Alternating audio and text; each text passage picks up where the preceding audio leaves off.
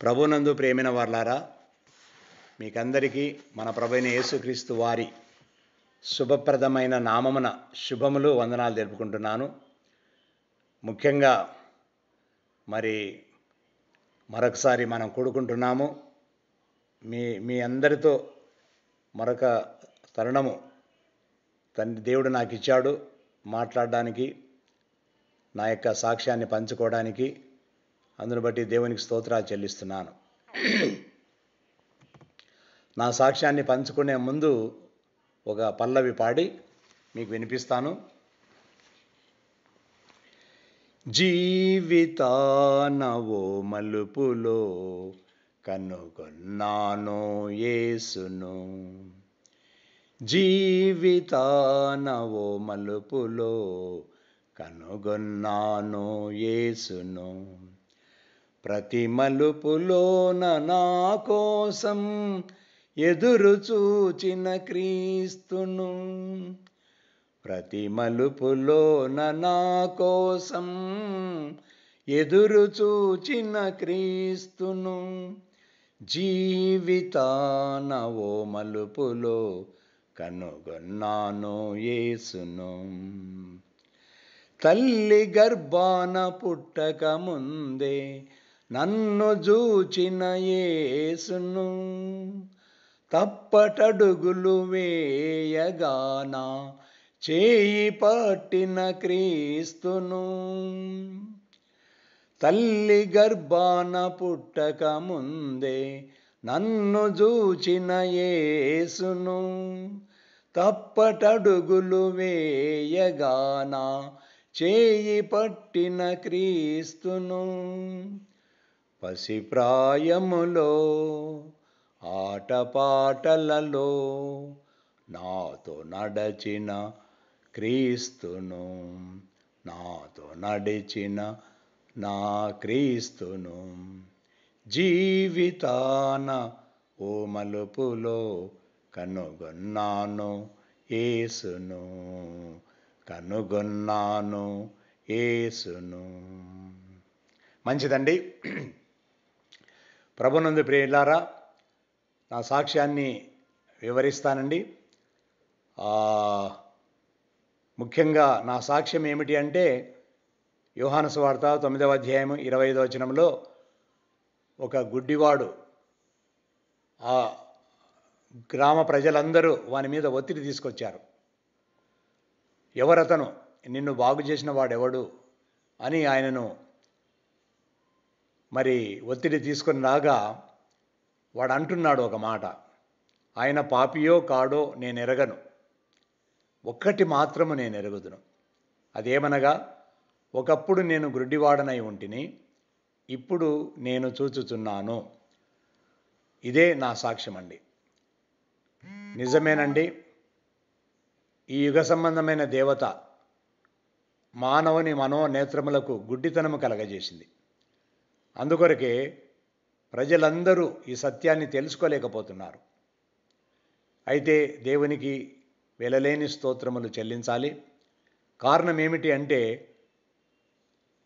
జ్ఞానులకు వివేకులకు మరుగుపరిచిన ఈ సత్యమును పసిబాలుర వంటి మనకు ఆయన బయలుపరిచాడు. అందును బట్టి దేవునికి స్తోత్రములు. అయిలారా, ఒకప్పుడు నేను కూడా గుడ్డివాడను. కనపడిన చెట్టు, పుట్ట, రాయి, రప్ప, గుట్ట వాటన్నిటినీ దేవుడుగా ఎంచి దేవునికి చెందవలసిన మహిమను వాటికి ఆపాదించి సృష్టికర్తను మరిచిపోయి సృష్టములను పూజ చేసి దేవునికి అవమానకరంగా జీవించానండి. అలాంటి సందర్భంలో దేవుడు నన్ను దర్శించాడు. నేను నంద్యాలలో అగ్రికల్చర్ ఆఫీసర్గా పనిచేస్తున్న సందర్భంలో నా దగ్గర 12 మంది సబ్ అసిస్టెంట్స్ ఉండేవారు. అందులో ఒకడు సుబ్బారాయుడు, యేసుక్రీస్తునందు విశ్వాసం ఉంచిన వ్యక్తి. ఆయన నాకు తన అలవాటు చొప్పున యేసుక్రీస్తుని గురించి సువార్త చెప్పాడు. అప్పుడు నేను ఆయనతో అన్నాను, అయ్యా బాబు, నువ్వు యేసును గురించి నాకు చెప్పవలసిన పని లేదు.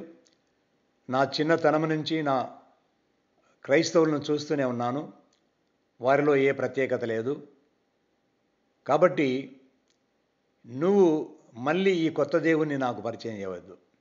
ఎందుకంటే అంతకుముందు నేను హిందూ దేవుళ్ళను కన్యాకుమారి మొదలుకొని కాశీ వరకు పుణ్యక్షేత్రాలన్నీ దర్శించి పుణ్యతీర్థాలలో స్నానమాచరించి నిరాశతో నిస్పృహతో వెనుదిరిగి వచ్చాను. ఎక్కడ చూచినా భయంకరమైన విగ్రహారాధన, దేవుని పేరు చెప్పి దోపిడీ చేసే మనుష్యులు, మనస్తత్వాలు. విసిగి వేశారిపోయాను. దేవుడు ఉన్నాడా? దేవుడు ఉన్నాడు అని చెప్పుకునే ప్రసిద్ధి చెందిన ఈ పుణ్యక్షేత్రాలలో దేవుని పేరిట ఇంత అకృత్యం జరుగుతుంటే, అన్యాయం జరుగుతుంటే, దోపిడీ జరుగుతుంటే చూస్తూ ఊరుకున్నాడా అని నిరాశతో నిస్పృహతో తిరిగి వచ్చాను. అలాంటి సందర్భంలో ఈయన యేసుక్రీస్తును నాకు పరిచయం చేశాడు. కాబట్టి నేను మొట్టమొదట నిరాకరించాను, తృణీకరించాను, వద్దని చెప్పాను, అవసరం లేదన్నాను. అయితే ఆయన అన్నాడు, సార్ ఆ మాట అనవద్దండి. హిందువులైనా, మహమ్మదీయులైనా, బౌద్ధులైనా, క్రైస్తవులైనా, లోకంలో ఉండే మానవులందరూ కూడా పాపాత్ములే. కాబట్టి నేను మీకు ఒక వ్యక్తిని పరిచయం చేస్తాను. ఆయనలో మీకు ఏమైనా లోపము కానీ లోటు కానీ ఉంటే చెప్పండి. నేను నా మార్గం వదిలిపెట్టి నీ మార్గానికి వస్తాను అని చెప్పాడు. అప్పుడు నా మార్గం ఏమిటి అంటే కమ్యూనిజం. కమ్యూనిస్టు సిద్ధాంతం నాకు నచ్చింది. కారణం ఏంటంటే మరి వారు చెప్పిన సిద్ధాంతం ఏమిటి అంటే నీకు కనపడని దేవుని గురించి వ్యర్థంగా ఎందుకు ఆలోచిస్తావు? ఇదిగో మరి నీతోటి మానవునికి, సమాజంలో అట్టడుగున ఉన్న మానవునికి, అవసరాల్లో ఉన్న మానవునికి ఇతోధికంగా సహాయపడితే అంతకంటే మించిన భాగ్యం ఏముంది? మానవ సేవయే మాధవ సేవ అని పెద్దలు చెప్పారు కదా అని వారు చెప్పినప్పుడు నాకు అదే నచ్చింది. నిజమే కదా, మనతోటి మానవునికి ఇతోధికంగా చేతనైనంత సహాయపడితే అంతకు మించిన భాగ్యం ఏముంది అని చెప్పేసి అనుకున్నాను. అలాంటి దృక్పథంలో నేను ఉన్నప్పుడు దేవుడు నన్ను దర్శించాడు. సరే, మంచిది. నా చిన్నతనంలో భారతము, భాగవతము, రామాయణము ఇలాంటి గ్రంథాలన్నీ మా తండ్రి గారి దగ్గర నేర్చుకున్నాను. నేను కమ్యూనిస్టు సోదరులతో స్నేహం ఏర్పడి కమ్యూనిస్టు సిద్ధాంతాలు కూడా తెలుసుకున్నాను. అలాగే బైబిల్ పరిశుద్ధ గ్రంథము, ప్రపంచ ప్రఖ్యాతి వహించిన గ్రంథము, ప్రపంచంలో ఎక్కువ జనాభా ఆచరిస్తున్న గ్రంథము, ఈ గ్రంథములో ఏమి రాయబడిందో తెలుసుకుంటే తప్పేమిటి అనే ఒక జిజ్ఞాసతో, అకాడమిక్ ఇంట్రెస్ట్తో తెలుసుకుందామని ప్రయత్నం చేశాను. సరే, మంచిది బాబు, యేసును గురించి, క్రీస్తుని గురించి చెప్పు అని చెప్పేసి ఆయన అన్నప్పుడు ఆయన ప్రభువును నాకు పరిచయం చేస్తూ యేసు ఈ లోకంలో ఎప్పుడు జన్మించాడు, ఎలా జన్మించాడు, తాను జీవించినప్పుడు ఎంతకాలం జీవించాడు, మరి అటువంటి పరిశుద్ధమైన జీవితము, తన జన్మలో పాపము లేదు, జీవితంలో పాపము లేదు, అటువంటి త్రికరణ శుద్ధిగా జీవించిన యేసుక్రీస్తు ప్రభుల వారు ఎందుకు అంతటి ఘోరమైన మరణశిక్ష, కల్వరి శిలువలో మరి ఆయన శిక్ష అనుభవించాడు అన్న సంగతులు కూలంకషంగా నాకు వివరిస్తూ వచ్చాడు. నేను నంద్యాలలో ఉన్నప్పుడు మరి నంద్యాలలో బేతేల్ అనే ఒక మందిరానికి, హెబ్రోను సంఘం, అది హెబ్రోను సహవాసము, ఆ మందిరానికి నన్ను తీసుకుని వెళ్ళాడు. అక్కడ తెల్లని గోడలు, గోడల మీద దేవుని వాక్యాలు లిఖించబడ్డాయి. ఆ వాక్యాలు చదువుతున్న సందర్భంలో దేవుడు నాతో మాట్లాడుతున్నాడు అనే ఒక గొప్ప అనుభూతిని నేను పొందగలిగాను. ఆ విధంగా నేను మరి ఆ మందిరానికి వెళ్ళాను. మరి అక్కడ ఆ వాతావరణం నాకు నచ్చింది. దేవుని నమ్మిన ప్రజలు దేవుని మందిరానికి రావడము, మోకరిల్లి ప్రార్థన చేయడము, పాటలు పాడి దేవుని నామాన్ని కీర్తించడము, అంతేకాకుండా మరి అపస్తులుల బోధ, మరి మానవుని యొక్క స్థితిగతులు, ఎవరి మానవుడు ఎలా జన్మించాడు, ఏ విధంగా జీవిస్తున్నాడు, ఈ విధంగా జీవిస్తే మానవుడు పర్యవసానం ఏమిటి అన్న సంగతులు మరి బోధిస్తూ వచ్చారు. పరిశుద్ధ బైబిల్ గ్రంథము ఆదికాండం మొదలుకొని ప్రకటన గ్రంథం వరకు ఇది మానవుని చరిత్ర. కాబట్టి మానవుని చరిత్ర అంటే నా చరిత్ర కూడా. కాబట్టి నా చరిత్ర కూడా నేను తెలుసుకోవడానికి నాకు అవకాశం ఉంది అని నేను గ్రహించాను. గ్రహించి క్రమంగా మందిరానికి వెళ్తూ వచ్చాను. ఈలోగా మరి 77వ సంవత్సరంలో డిసెంబర్ నెలలో వాచ్ నైట్ సర్వీస్ అని ఒకటి జరిగింది. డిసెంబర్ చివరి రోజున రమణారావు గారని ఆయన బ్రాహ్మణుడు, యేసుక్రీస్తునందు విశ్వాసం ఉంచిన వ్యక్తి. ఆయన నంద్యాలకు వాచ్ నైట్ సర్వీస్ కొరకు వచ్చాడు. ఆయన దగ్గరికి నన్ను ఈ సుబ్బరాయుడు అనే వ్యక్తి నన్ను తీసుకొని వెళ్ళాడు. ఆయన వెళ్ళి నన్ను పరిచయం చేసినప్పుడు ఆయన తన సాక్ష్యాన్ని వివరించాడు.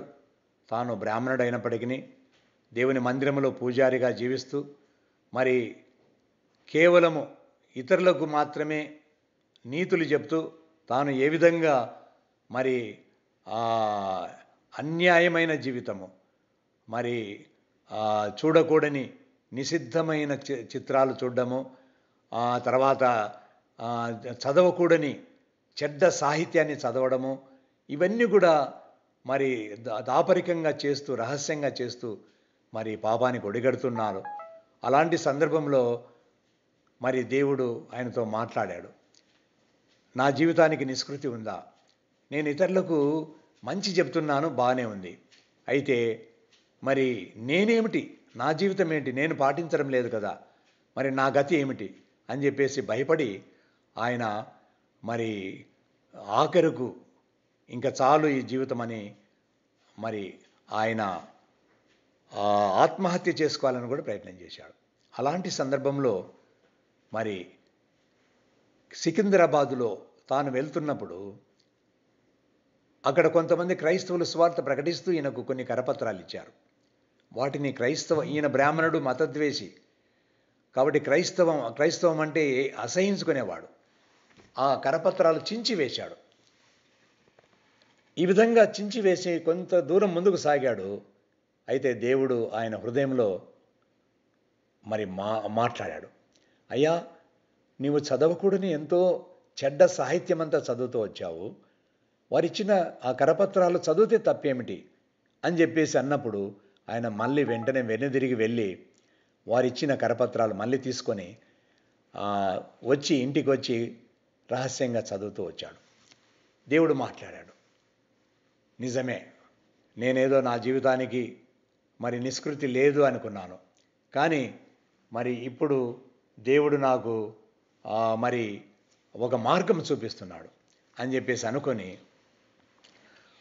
ఆయన ఏం చేశాడంటే అక్కడ ఇచ్చిన అడ్రస్ ప్రకారము హెబ్రోన్కి వెళ్ళి దైవజనుడు భక్సింగ్ గారిని కలిశాడు. ఆయన మరి తన సాక్ష్యాన్ని మరి ఈ యొక్క పాపపు పర్యవసాన్ని ఆయనకు చెప్పినప్పుడు వెంటనే ఆయన ప్రభునందు విశ్వాసం ఉంచిన వ్యక్తి, దేవుని సేవకు సమర్పించుకున్నవాడు. అలాంటి వాడు నాకు పరిచయం అయ్యాడు. నేను ఆయన దగ్గరికి వెళ్ళినప్పుడు తన సాక్ష్యాన్ని వివరించాడు. అంతేకాదు ఆయన నా కొరకు ఒక బైబిల్లో ఒక భాగం వివరించాడు. అదేమిటి అంటే లూకాసు వార్త 18వ అధ్యాయము 35 నుంచి 43 వచనాలు.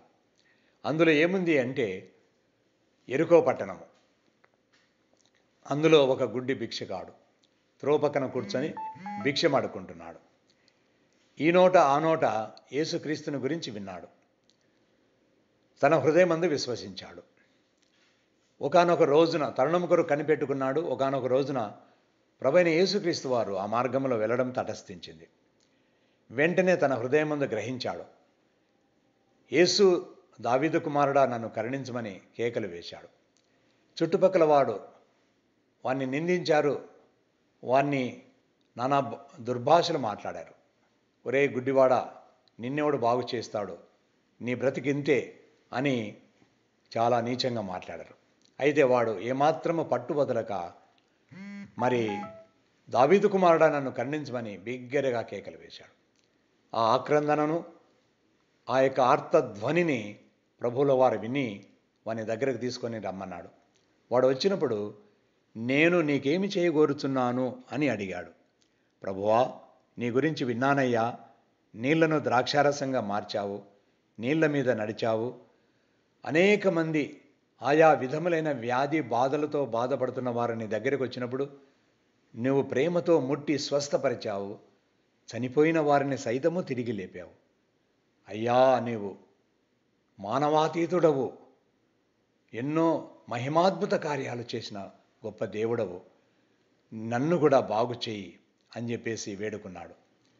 అది యేసుప్రభుల వారు వాని విశ్వాసాన్ని మెచ్చుకున్నాడు. నీ విశ్వాసమే నిన్ను స్వస్థపరచును గాక అని చెప్పినప్పుడు వాడు చూపు పొందాడు. దేవుని మహిమపరుస్తూ ఆయన వెంబడించాడు. ప్రజలందరూ అది చూచి దేవుని ఘనపరిచినట్లుగా చూస్తున్నాం. ఆయన అన్నాడు, ఇక్కడ ఒక గుడ్డివాడున్నాడు, ఆయన ఎవరో తెలుసునా అన్నాడు. నేనన్నాను, నాకేం తెలియదు, బైబిలే నాకు తెలియదు అన్నప్పుడు ఆయన అన్నాడు, ఈ గుడ్డివాడు ఎవరో కాదు, నీవు నేను, మనమందరం కూడా ఒక గుడ్డివాళ్ళమే. ఒకవేళ నువ్వు అనుకుంటున్నావేమో, నా తల్లిదండ్రులకు నేను పుట్టాను, నా కళ్ళు తేటగా కనపడుతున్నాయి, స్పష్టంగా తేటగా నేను చూస్తున్నాను, నేనెట్లా గుడ్డివాడిని అవుతానని. అయితే మనము కళ్ళుండి కబోదులమైనాం. కారణం ఏంటి అంటే, మనము సృష్టికర్తను వదిలిపెట్టి సృష్టములను పూజలు పునస్కారాలు చేస్తున్నాం. చూడండి, రోమీలకు రాసిన పత్రిక 1వ అధ్యాయం 21, 22 వచనాలు అదే చెప్తుంది. వారి అవివేక హృదయము అంధకారమాయను. వారు ఏం చేస్తున్నారు? జ్ఞానులమని చెప్పుకొనుచు అవివేకులైపోయారు. వారు మరి అక్కడ అన్నిటినీ చతుష్పాద జంతువులను మరి విగ్రహములకు పూజలు పునస్కారాలు చేసి దేవుణ్ణి మరి ఆ విధంగా అవమానపరిచినట్లుగా మరి చూస్తున్నాం. కాబట్టి ప్రియమైన వాళ్ళరా, ఈ సంగతి మరి విన్నప్పుడు నాకు అనిపించింది, నిజమే కదా, నేను కూడా ఈ విధంగా ఈ స్థితిలో ఉన్నాను అని చెప్పేసి మరి అనుకొని ఆయన ఏం చేశాడంటే నా కొరకు ప్రేయర్ చేసి పంపించాడండి. మరి నేను ఇంటి దగ్గరకు వచ్చాను. ఇంటి దగ్గరకు వచ్చిన తర్వాత నాలో ఘర్షణ ప్రారంభమైంది. ఏంటి బ్రదర్ చెప్పిన మాట ఎంతవరకు వాస్తవమో అని చెప్పేసి నాలో ఘర్షణ ప్రారంభమైంది. చూడండి, రోమీలకు రాసిన పత్రిక 1వ అధ్యాయం 21, 22 ఎవరైనా అంటే చదవచ్చు. రోమా 1వ అధ్యాయం 21, 22.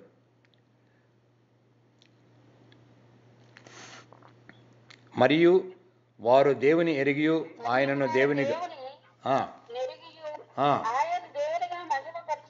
మహిమపరచలేదు,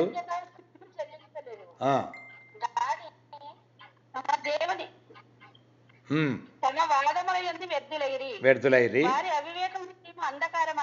వారి అవివేక హృదయం అంధకారం, బుద్ధిహీనులైరి. నెక్స్ట్ అమ్మా,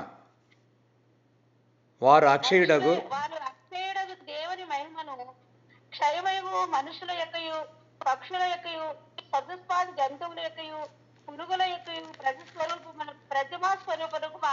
ప్రతిమా స్వరూపములకు అనగా విగ్రహములకు, అంటే వాటిని విగ్రహములుగా తయారు చేసుకొని పూజ చేస్తున్నారు అని అర్థము. చూసారా, ఇక్కడ మన భారతదేశం యొక్క చిత్రపటము మనకు కనపడుతుంది. అంటే మన దేశంలో ఇలాంటివి జరుగుతున్నాయి. కొన్ని చోట్ల ఎలుక దేవుడు, కొన్ని చోట్ల ఆవు దేవుడు, కొన్ని చోట్ల మరి ఏనుగ దేవుడు, ఈ విధంగా మరి ప్రతిమా స్వరూపములుగా మార్చి దేవుడు కాని వాటిని దేవుడుగా ఎంచి దేవునికి చెందవలసిన మహిమను వాటికి ఆపాదించి వారు బుద్ధిహీనులైపోయారు అని దేవుని వాక్యము సెలవిస్తున్నది. సరే, మంచిది. నాలో ఘర్షణ ప్రారంభమైంది. నేను అంతకుముందు హిందూ సిద్ధాంత ప్రకారం ఉన్నాను కాబట్టి మరి భగవద్గీతలో ఒక శ్లోకము నా జ్ఞాపకం వచ్చింది. పవిత్రానాయ సాధూనాం వినాశాయ చతుష్కృతాం ధర్మ సంస్థాపనార్థాయ సంభవామి యుగే యుగే. దీని అర్థం ఏమిటి అంటే, ఈ భూమి మీద పాపభారం పెరిగిపోయినప్పుడు భూమాత ఈ పాపభారాన్ని సహించలేక ఆ శ్రీమన్నారాయణుని వేడుకున్నప్పుడు ఆయన యుగానికి ఒక అవతారం ఎత్తి వచ్చి దుష్ట శిక్షణ శిష్ట రక్షణ కావిస్తాడు. అంటే దుష్టులు పాపాత్ములు సంహరించబడాలి, శిష్టులు అనగా నీతిమంతులు ఉద్ధరించబడాలి. అయితే ఇప్పుడు రమణారావు గారి దగ్గర నేను తెలుసుకున్న విషయం ఏమిటి అంటే, మరి ప్రభువైన యేసుక్రీస్తు వారు ప్రేమగల దేవుడు. ఆయన పాపులను రక్షించడం కొరకు ఈ లోకానికి వచ్చాడు. ఆయన మరి నీతిమంతుల కొరకు రాలేదు, పాపాత్ముల కొరకు వచ్చాడు. ఆరోగ్యవంతునికి వైద్యుడు అక్కర్లేదు, మరి రోగము గలవానికే వైద్యుని యొక్క అవసరత ఉంది అని చెప్పేసి అందుకొరకే ప్రభువైన యేసుక్రీస్తు వారు అన్నట్లుగా, నేను పాపిని పిలవచ్చుని కానీ నీతిమంతుని పిలవ రాలేదు అంటున్నాడు. కాబట్టి ఎంత వ్యత్యాసము! అక్కడేమో దుష్ట శిక్షణ, శిష్ట రక్షణ గురించి చెప్పబడింది. ఇక్కడైతే మరి ఆయన అంటున్నాడు, పాపుల రక్షకునిగా నేను వచ్చాను అని చెప్పేసి అంటున్నాడు. మరి నేనెవరిని, నా స్థితిగతులు ఏమిటి అని నేను మరి పరిశీలించుకున్నాను. అయిలారా, మానవులకు 2 రకాలైన పాపాలు ఉన్నాయండి. ఒకటి జన్మ పాపము, రెండవదేమో కర్మ పాపము. కాబట్టి మొదటిది జన్మ పాపాన్ని గురించి మరి హిందూ వేదాలు కూడా ఒప్పుకుంటున్నాయి. పాపోహం పాపకర్మణాం పాపాత్మ పాప సంభవ త్రాహిమాం కృపయా దేవా శరణాగత వత్సల. ఇది మనుస్మృతి 2వ అధ్యాయము సంధ్యావందనములో చేసే ప్రార్థన. దీని భావం ఏమిటి అంటే, నేను పాపములో పుట్టినవాడను, పాపినైన నేను నీ శరణు జొచ్చి ఉన్నాను, దేవా నాపై కరుణ చూపము అని చెప్పేసి దాని అర్థం. కాబట్టి ఇది మరి జన్మ పాపాన్ని గురించి చెప్పబడింది. రెండవది కర్మ పాపము. అంటే ఈ లోకంలో జీవిస్తున్నప్పుడు మనం చేసే మరి పాపాలన్నమాట. ఓం అపవిత్ర పవిత్రోవా సర్వవస్తంగతోపివా యస్మరేత్ పుండరీకాక్షం సభాభ్యంతర శుచి. దీని భావం ఏమిటి అంటే, ఓ దేవా నేను అపవిత్రుడను, నన్ను శుద్ధీకరించి పవిత్రపరచుము అని చెప్పేసి మరి సదాచార సంపన్నులైన బ్రాహ్మణులు ప్రతిరోజు వారు చేసే మరి ప్రార్థనలు ఇవండి. అంటే వారు కూడా ఒప్పుకుంటున్నారు జన్మ పాపం ఉంది, కర్మ పాపం ఉందని. అంటే మనుషులు జన్మ పాపములో పడుతున్నారు, కర్మ పాపానికి ఒడిగడుతున్నారు. సరే, మంచిది. ఇలాంటి సందర్భంలో మరి పాపములో పుట్టి పాపాన్ని తిని త్రాగుతూ పాపములో జీవిస్తూ పాపములోనే మరణిస్తే ఏమిటి పర్యవసానం? పాపము వలన వచ్చు జీతం మరణము, నిత్య నరకాగ్ని గుండమని బైబిల్ సెలవిస్తున్నది. మరి నిజమే కదా. మరి నేను నమ్ముకున్న, నేను పూజించిన నా దేవతలను వారిని పరిశీలించినప్పుడు వారు కూడా జన్మ పాపంలో పుట్టారు లేదా కర్మ పాపానికి ఒడిగట్టారు.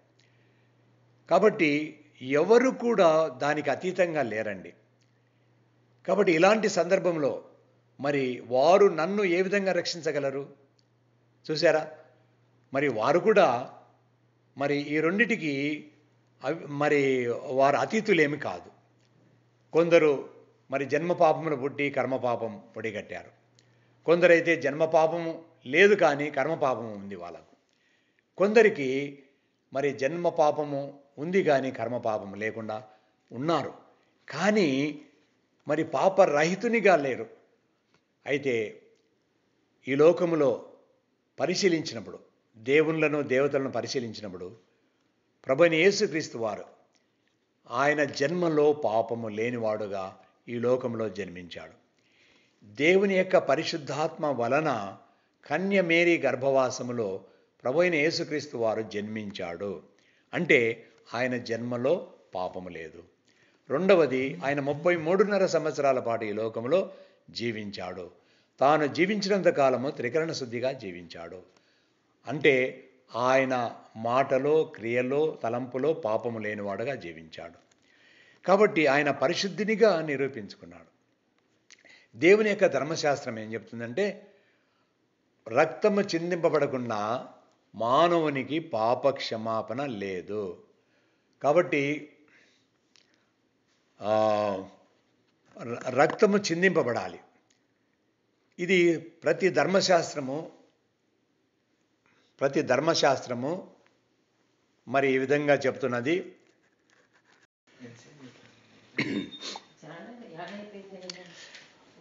మంచిదండి. సారీ, ఇలాంటి సందర్భంలో నాలో ఘర్షణ ప్రారంభమైంది.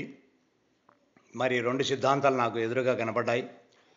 ఒకటేమో దుష్ట శిక్షణ, శిష్ట రక్షణ. రెండవదేమో మరి పాపులను రక్షించుట.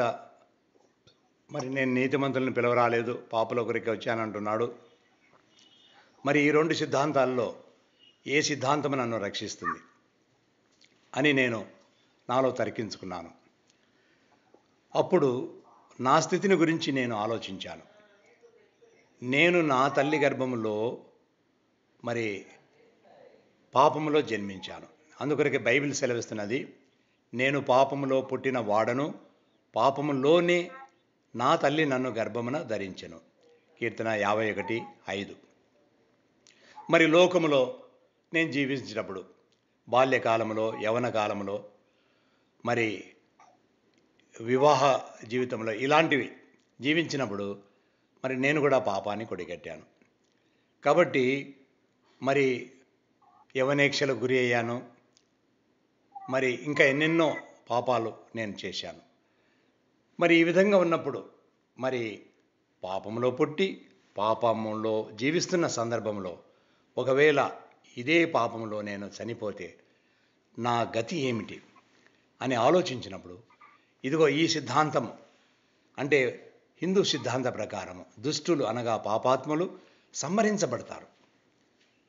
మరి ఇక్కడ యేసుప్రభు అంటున్నాడు, నేను పాపులను పిలవచ్చుతిని అంటున్నాడు. కాబట్టి ఈ సిద్ధాంతం నన్ను రక్షిస్తుంది అని చెప్పి తెలుసుకొని నేను క్రమంగా మందిరానికి వెళ్తూ మరి దేవుని ఆరాధిస్తూ వస్తున్నాను. ఈ సందర్భంలోనే 13/6/78 దైవజనుడు భక్సింగ్ గారు నంద్యాలకు వచ్చారు. ఒక స్తుతి కూటమి జరిగింది. ఆ కూటమికి ఆయన వచ్చారు. ఆయన వచ్చినప్పుడు ఆ మీటింగ్ నన్ను కూడా తీసుకొని వెళ్ళారు. ఆయన సాక్ష్యాన్ని విన్నాను, ఆయన వర్తమానము, ఆయన సువార్త కూడా విన్నాను. అప్పుడు నేను పాపినని తెలుసుకున్నాను. నా తల్లి గర్భములో పాపములో జన్మించాను. లోకములో అనేకమైన పాపాలు కొడిగట్టాను. కాబట్టి పాప ఫలితము, పాపము పర్యవసానము మరణము, నిత్య నరకాగ్నిగుండము, నిరంతరము మండుచున్న అగ్నిగుండము. మరి అగ్నిగుండం నుంచి నన్ను తప్పించే నాథుడెవరు? నేను నమ్ముకున్న నా దేవుళ్ళు, నా దేవతలు అందరూ కూడా ఏదో రకంగా మరి పాపములో పుట్టి పాపములో జీవించారు. కాబట్టి వారు మరొక పాపిని రక్షించలేరు. ఒక పాపి మరొక పాపిని రక్షించలేడు. ఒక గుడ్డివాడు మరొక గుడ్డివానికి దారి చూపలేడు. కాబట్టి ఒక పాపిని మరొక పాపి రక్షించలేడు. మరి ఇక్కడ పాపరహితుడు ప్రభువైన పరిశుద్ధుడు ప్రభువైన యేసుక్రీస్తు వారు, ఆయన మరి మానవుల పాపములన్నీ తన మీద మోసుకొని దేవుని యొక్క ధర్మశాస్త్ర నియమం చొప్పున సర్వపాప పరిహారో రక్త ప్రోక్షణం ఆవశ్యకం తద్ రక్తం పరమాత్మేన పుణ్యదానం బలిర్యాగం. మరి మానవుని పాపములో పరిహారము కావాలంటే దేవుడే బలి కావాలి. మరి ఆ బలి ద్వారా మానవునికి పాపక్షం పరిహారం. కాబట్టి దేవాది దేవుడు ప్రభువైన యేసుక్రీస్తు వారు తన మహిమను వదిలిపెట్టి ఈ లోకంలో శరీరధారిగా అవతరించి మరి తన్ను తాను తగ్గించుకొని ఆయన మానవుని యొక్క పాపములన్నీ తన మీద శిలువ భారంలో మోసుకొని ఆకాశమునకు భూమికి మధ్యలో ఆ యొక్క 3 మేకల మధ్యలో శాపగ్రాహిగా మ్రాను మీద వేలాడదీయబడ్డాడు. మ్రాను మీద వేలాడదీయబడిన వాడు శాపగ్రస్తుడని బైబిల్ సెలవిస్తుండగా మరి అటువంటి మరి మన శాపమును ఆయన మీద మోపుకున్నాడు. మనకు శిక్ష నుండి తప్పించి రక్షణ అనుగ్రహించాడు. అంతేకాదండి, ఆయన మనకు రక్షణ సిద్ధపరచడమే కాకుండా ఆయన ఒక పిలుస్తున్నాడు. ప్రయాసపడి భారము మోసుకొనుచున్న సమస్త జనులారా నా ఎదుకు రండి, నేను మీకు విశ్రాంతిని నెమ్మదిని కలగజేతునని. కాబట్టి ఆ ప్రేమ పిలుపును మనము అంగీకరిస్తే ఆయన మనకు ఈ పాప భారము తీసివేస్తాడు, నెమ్మది విశ్రాంతిని ఇస్తాడు. ఈ విధమైన అష్యూరెన్స్ ఎవరైనా మనకు ఇచ్చారా? లోకంలో ఎంతోమంది సోకాల్డ్ దేవుళ్ళు దేవతలని చెప్పుకుంటున్నారు. కానీ ఎవరి దగ్గర ఇలాంటి అష్యూరెన్స్ లేదండి. వారు రాజులుగా పుట్టారు, రాజ్యాలు పరిపాలించారు, బహుభార్యలను చేసుకున్నారు, యుద్ధాలు చేశారు, చంపారు, చనిపోయారు, సమాధులతో అంతమైపోయారు. ఏ దేవుని చరిత్ర చూసినా, ఏ చరిత్ర చూసినా ఇదే సత్యం మనకు బోధపడుతుంది. కాబట్టి మరి ఇక్కడ మనం చూస్తున్నాం, ప్రభువైన యేసుక్రీస్తు వారు తాను ఒక ప్రత్యేకమైన మరి మిషన్, మరి రక్షణ సిద్ధపరచడానికి వచ్చాడు. మరి ఆ పని మీదనే ఉన్నాడు. చూసారా, ఆయన ఈ జీవన వ్యాపారంలో చిక్కుకోలేదు. ఆయన పరిశుద్ధునిగా జన్మించాడు, అంతేకాదు మరి పరిశుద్ధునిగా జీవించాడు. ఆయన దేవుని ధర్మశాస్త్రాన్ని నెరవేరుస్తూ అర్పింపబో బలిపశువు పరిశుద్ధమైనదిగా ఉండవలను అని ప్రతి ధర్మశాస్త్రము సెలవిస్తుండగా దాని నియమము చొప్పున ఆయన పరిశుద్ధమైన బలిగా తను తాను అర్పించుకున్నాడు. ఆ బలి ద్వారా మనకు పాపక్షమాపణ, ఆయన కార్చిన పుణ్య రక్తము ద్వారా మనకు పాప పరిహారము. అయిలారా ఈ సత్యాన్ని తెలుసుకున్నాను. మరి అదే సంవత్సరము డిసెంబర్ నెలలో 78 డిసెంబర్ నెలలో మరి నేను బాప్తిజం కూడా తీసుకున్నాను. నమ్మి బాప్తిజం పొందువాడు రక్షింపబడును. మరి మార్క్స్ వార్త 16 ప్రకారము దేవుడు నాకు రక్షణ అనుగ్రహించాడు.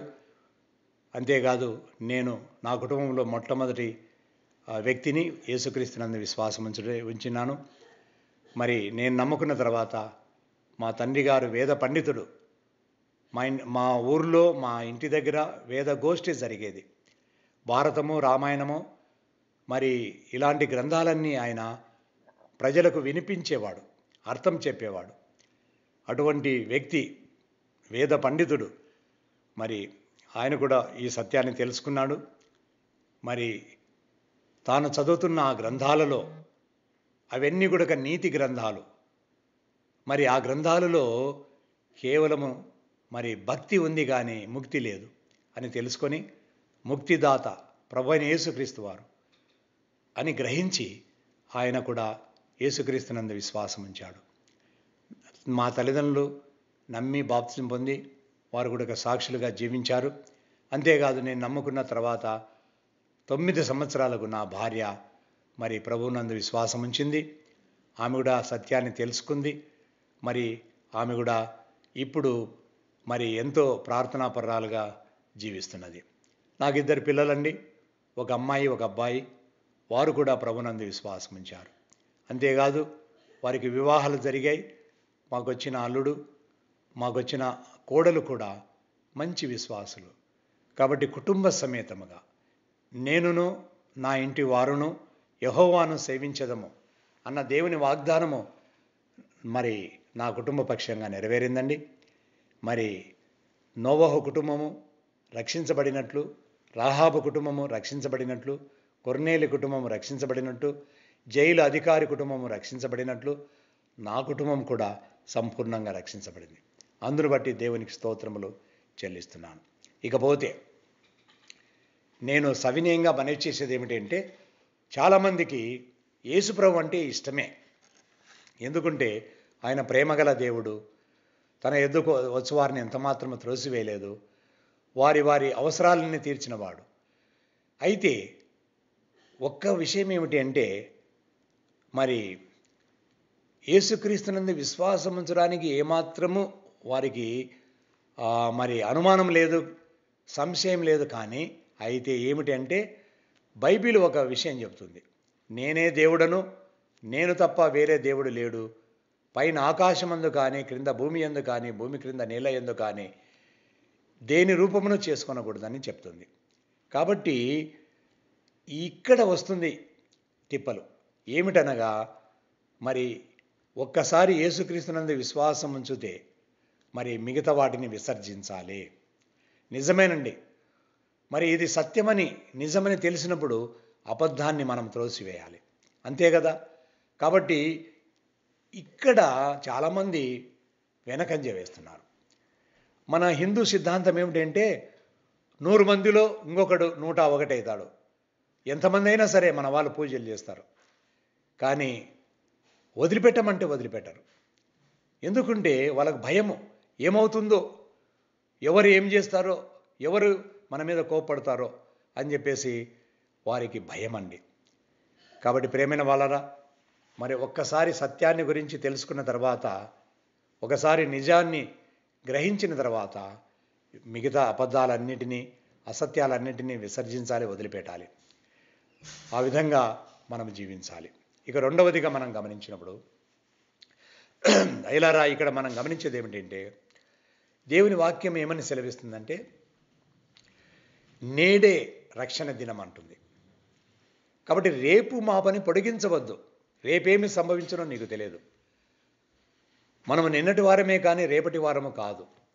ఈరోజు ఇంట్లో రేపు మంట్లో అని పెద్దలు చెప్పారు.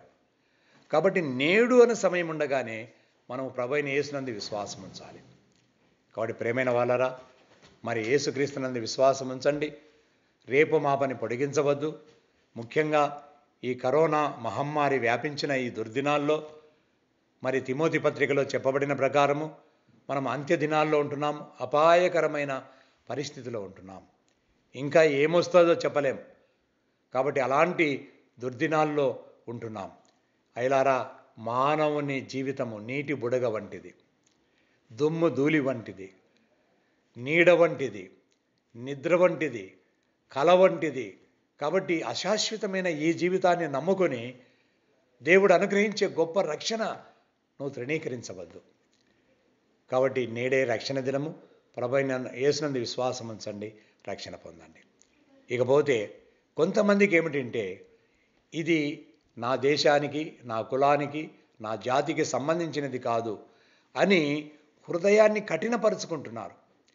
అయిలారా, ప్రభువైన యేసుక్రీస్తు వారు కేవలము కొద్ది మందికి మాత్రమే దేవుడు కాడు.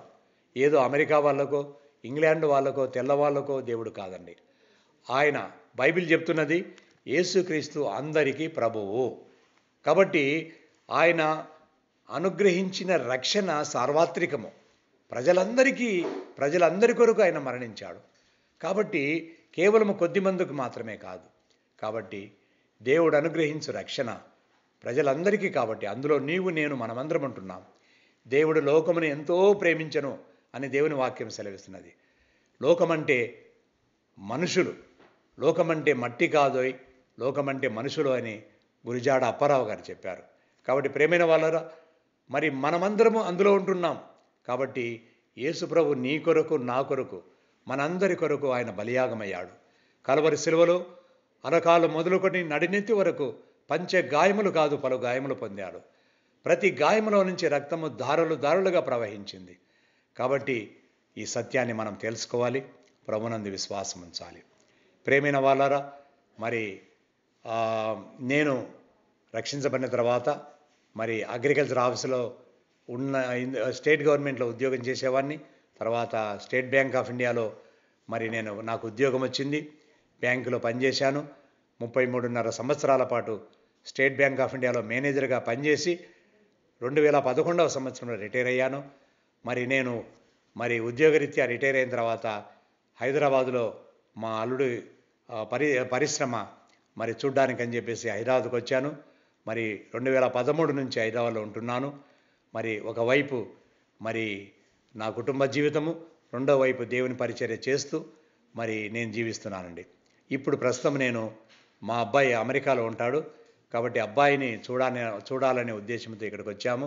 అయితే ఈ కరోనా మహమ్మారి తద్వారా తన్ని లోకమంతా, ప్రపంచమంతా కూడా తల్లడిల్లిపోతున్నది. జనజీవనం స్తంభించిపోయింది. కాబట్టి ఇక్కడ మేము హెల్డప్ అయినాము. ఈ పరిస్థితిలో ఈ యొక్క ఫోను ద్వారా లేదా ఈ యొక్క జూమ్ ద్వారా మీతో మాట్లాడే అవకాశం దేవుడు నాకు కల్పించాడు. అందును బట్టి దేవునికి స్తోత్రాలు చెల్లిస్తూ ఈ సాక్ష్యాన్ని ఇంతవరకు మీరు విన్నారు, చాలా సంతోషము. అయితే ఇంకా ఎవరైతే యేసుక్రీస్తునందు విశ్వాసం ఉంచలేదో వారందరూ కూడా ఏమాత్రము హృదయాన్ని కఠినపరచుకోవద్దు. రేపు మా పని పొడిగించవద్దు. నేడే రక్షణ దినము. నేడు అనే సమయం ఉండగానే ప్రభువైన యేసునందు విశ్వాసం ఉంచండి, రక్షణ పొందండి. తర్వాత ఇది ఒక మతము కాదండి. ఇది ఒక మతము కాదు. ఇది ఒక మతమని మభ్య పెట్టుకోవద్దు. ఎందుకంటే మతము మానవుని మదిలో నుంచి వచ్చిందండి. కాబట్టి సర్వమత సారాంశం ఏమిటి అంటే మంచిని చేయమంటుంది, మంచిగా జీవించమంటుంది, మంచిగానే మరి ఇతరులకు సహాయం చేయమంటుంది. కాబట్టి మంచిని గురించి చెప్తుంది మతం. కానీ మతాతీతమైన సిద్ధాంతము బైబిల్ సెలవిస్తున్నది.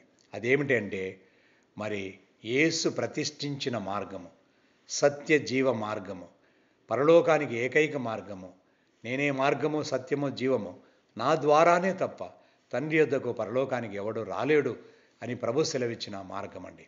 అయిలారా, మరి మతము కాదండి, ఇది మార్గం అండి. యేసు ప్రతిష్ఠించిన మార్గము. అందులో ప్రవేశించండి, నిత్య జీవాన్ని చేపట్టండి, పరలోక భాగ్యం పొందండి. ఈ లోకములో మనం జీవించే జీవితము చాలా అశాశ్వతము, అల్పము. కొద్ది సంవత్సరాల మాట మీద జీవిస్తాము, తర్వాత మనము ఈ లోకం వదిలిపెట్టాల్సిందే. కాబట్టి ప్రేమైన వాళ్ళారా, మరి ప్రభువైన యేసునందు విశ్వాసం ఉంచుడి, అప్పుడు మీరును మీ ఇంటి వారందరూ రక్షణ పొందుతారు. దేవుడు ఈ మాటలు దీవించునుగాక. నేను ఒక పద్యం పాడి ఈ యొక్క కార్యక్రమాన్ని ముగిస్తాను. పరలోక పదము పాపాత్ములకుందెల్ప విశ్వంబునందుద్భవించినాడు. మనుజాత్ములను దేవుని కుమారుల జేయ తానర రూపంబు దాల్చినాడు. మన ఘోర దోష శిక్షను నివారించగా దోషిగా పెను సిల్వ మోసినాడు. మహిమ కిరీటంబు మనము ధరించగా తా కంటకపు మౌలి దాల్చినాడు. దివ్య సత్యాలు నీతి బోధించినాడు. ప్రేమ శాంతి సహనము చూపించినాడు.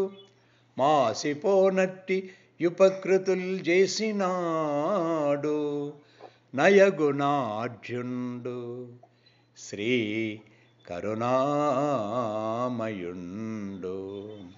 అందరికి వందనాలండి.